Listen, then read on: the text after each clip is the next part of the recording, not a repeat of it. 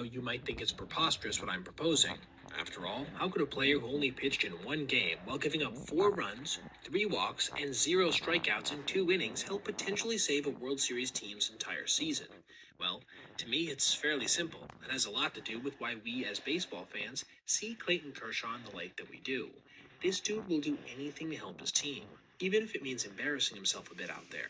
Let's flash back to Game 3 of the NLDS. While the Phillies had been unimpressive in the first 2 contests, most notably offensively, many still viewed them as a sleeping giant. And this would be verified in the top of the 4th inning. When facing a 1-0 deficit, Kyle Schwarber blasted a 455-foot home run to right field, one of the longest postseason homers we've seen in recent years. 2 batters later, Philadelphia would take the lead when Bryce Harper scored on a throwing error from Andy Pajes that probably should have been handled by Max Muncy. A subsequent sacrifice fly from Brandon Marsh stretched their lead to 2 runs. Later on, after Bryson Stott and Trey Turner led off in the top of the 5th with singles, Dave Roberts was forced to do something I'm sure he didn't want to do: go to his bullpen early.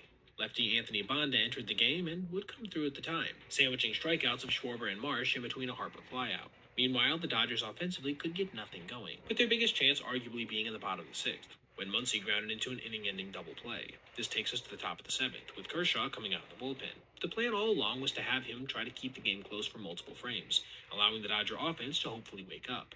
And he managed to do that to start his night, working out of a jam with the hard hit line out to right field. LA's offense would go down in short order in the bottom of that frame, sending the Hall of Fame lefty back to the mound in the 8th. This is when we would see that humility I alluded to in the intro, as he proceeded to serve up a leadoff tank to JT Realmuto that traveled over 400 feet. Then walk Max Kepler, watch Max Muncy make a fielding error that probably should have been a double play, then give up a 2-run dying duck to right field after a sacrifice bunt. All of a sudden, it was 6-1 Phillies. It's my belief that with many other hurlers, Dave Roberts would have had to go to his bullpen here to try to save the ego of a guy who's won 3 Cy Youngs in his career and an MVP. But knowing it was Kersh who would do anything to help his team succeed, he instead was allowed to let it ride. And boy oh boy would it get more ugly, with Schwarber blasting his second home run of the day just 1 pitch later. In fact, the final 3 batters he would face all hit the ball hard, as Bryce Harper doubled, Alec Boehm singled to left field, which featured Kike Hernandez throwing Bryce out at home to mercifully record the second out, and then Marsh crushed a 394-foot fly ball to center field that ended up being the 3rd out on a nice catch by Justin Dean.